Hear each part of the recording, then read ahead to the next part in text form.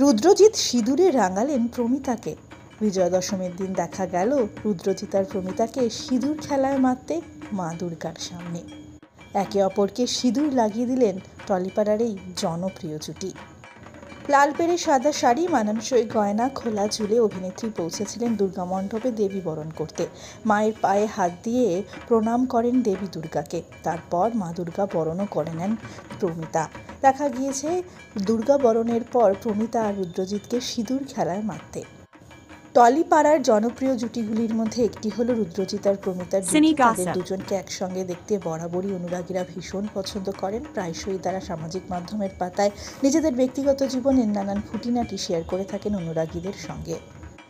এই মুহূর্তগুলি শেয়ার করে তারা জানিয়েছেন শুভ বিজয়া।